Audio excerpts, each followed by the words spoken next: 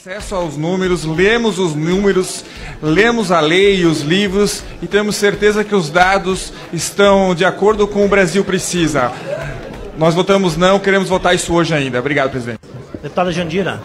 Presidente, vejo que muita gente aqui diz que leu tudo, só não leu a Constituição e não leu o orçamento da casa. Me parece que muita gente aqui anda aprendendo em livro errado. Essa comissão, ao compreender que o sigilo ele é constitucional, me parece que se ajoelhou diante de um governo que tem desrespeitado o parlamento e tratado bem mal muitos deputados dessa casa. Tratado, inclusive, com muito desrespeito, publicamente, inclusive. Eu acho fundamental dizer aqui, como líder da minoria, que é liderança da oposição, que não há nenhum acordo com a oposição sobre dar os dados na quinta-feira ou instalar comissão de mérito especial na quinta-feira. Não há esse acordo conosco e nós não o reconhecemos. Agora eu quero apresentar aqui um fato novo à comissão. Peço a atenção do presidente também.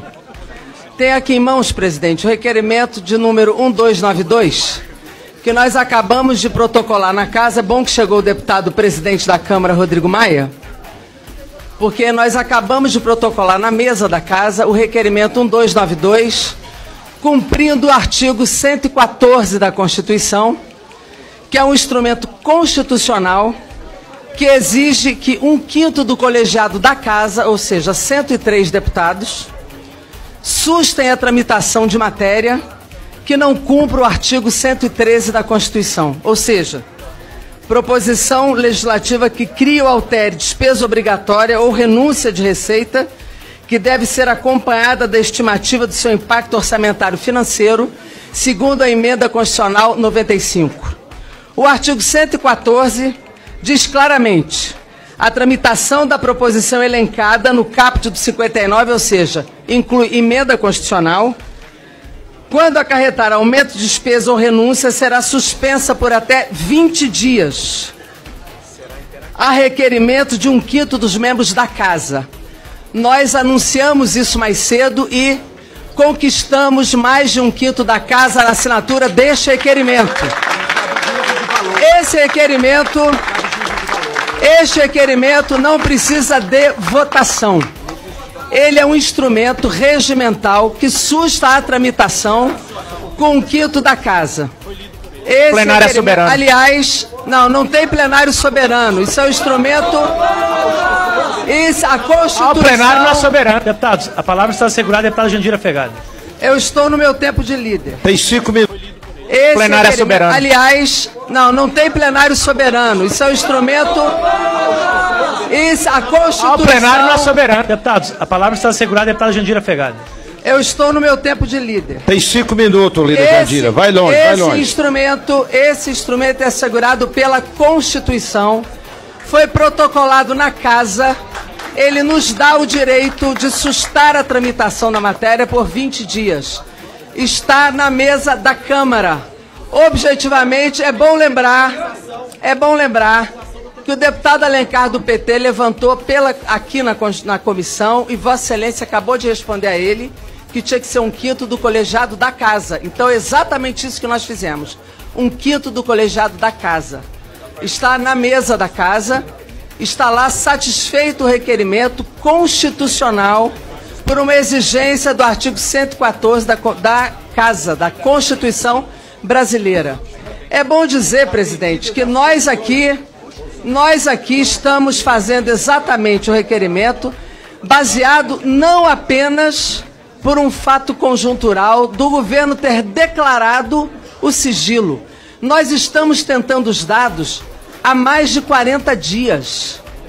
O requerimento do PSB, inclusive, termina o seu prazo amanhã, de 30 dias, senão o deputado Tadeu Alencar já disse aqui, líder do PSB, que há 30 dias requer do governo, e até agora, com prazo de amanhã, os dados não chegaram, que são os dados econômicos que embasam a reforma da Previdência. Já há mandados de segurança impetrados, em primeira instância, em segunda instância, inclusive no Supremo Tribunal Federal.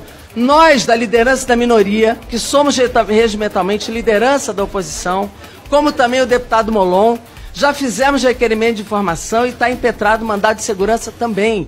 Nós estamos tentando esses dados há quase 2 meses, esses dados não vêm. O governo continua dizendo que não tem os cálculos e fica prometendo reiteradamente que mandará os dados em acordo sei lá com quem, porque conosco não há acordo nenhum de encaminhamento de dados.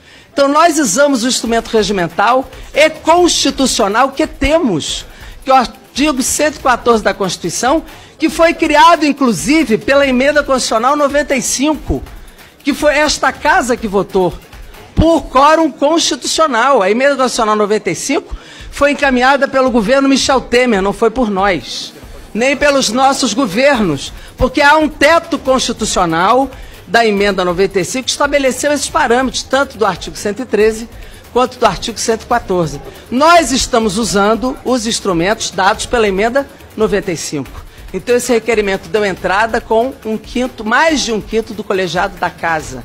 Então a questão que nós levantamos aqui é exatamente o que foi estabelecido por emenda 95, que aliás sequer teve o voto da oposição essa emenda 95.